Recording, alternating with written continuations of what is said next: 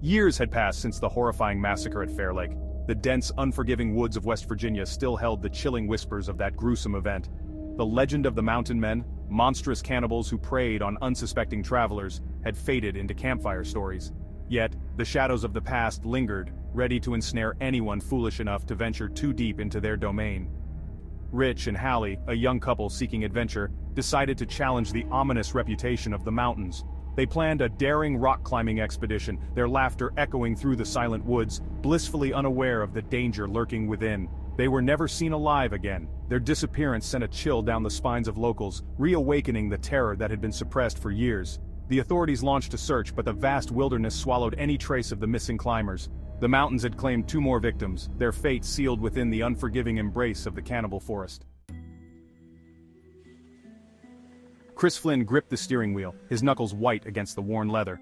He was driving through the heart of West Virginia, the rugged mountains rising like ancient giants on either side of the winding road. His destination, a secluded cabin deep in the woods, a getaway planned with his college friends. Little did he know, he was driving straight into a nightmare. He stopped at a dilapidated gas station, the only sign of civilization for miles. The air hung heavy with the smell of gasoline and decay. An old man, his face a roadmap of wrinkles, emerged from the shadows. "You folks be careful up on that mountain road," he croaked, his voice raspy. "Ain't safe for city folk."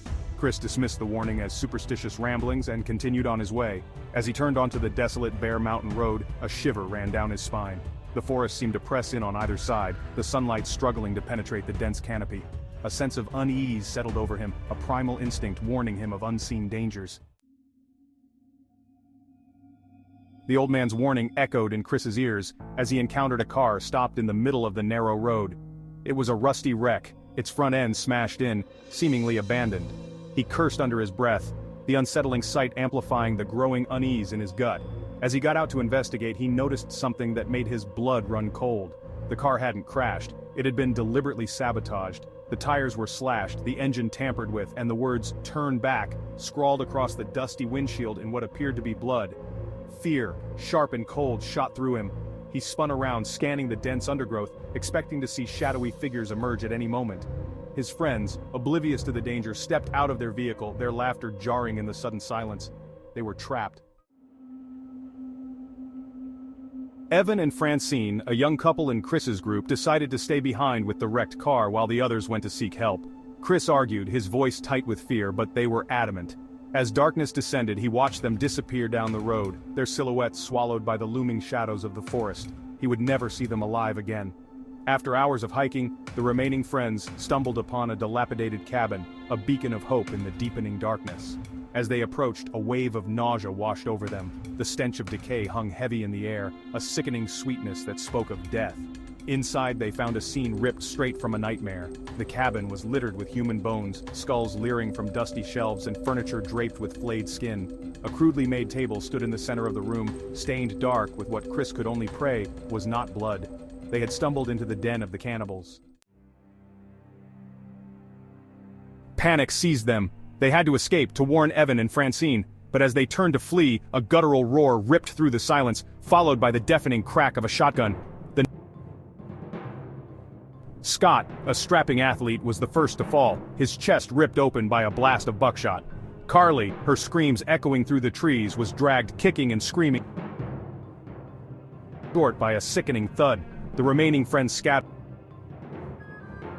Chris and Jesse, his heart pounding against his ribs, ran blindly through the undergrowth, the sounds of their pursuers close behind. Branches whipped at their faces, thorns. The hunters were upon them, their heavy footfalls and blood-curdling cries echoing through the trees.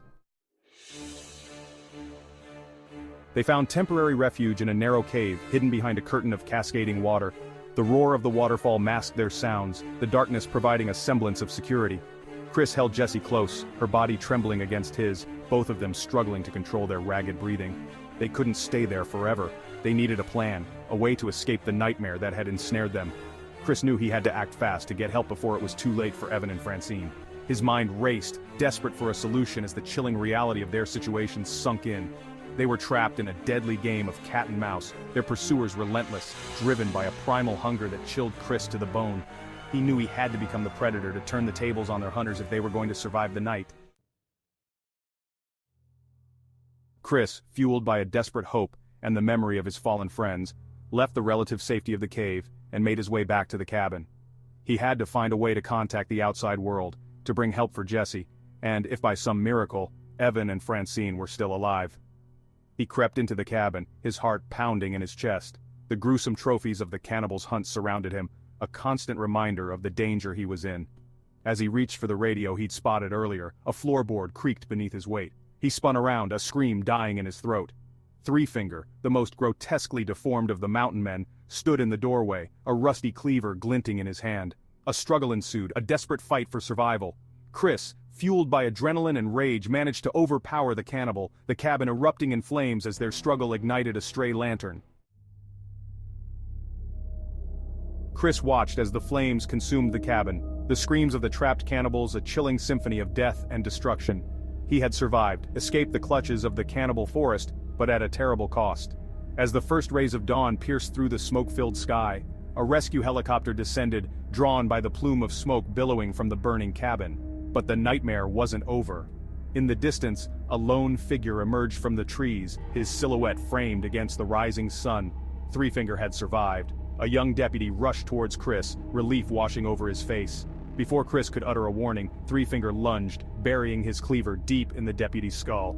Chris could only watch in horror as the life drained from the young man's eyes, a final act of savagery that proved the nightmare was far from over.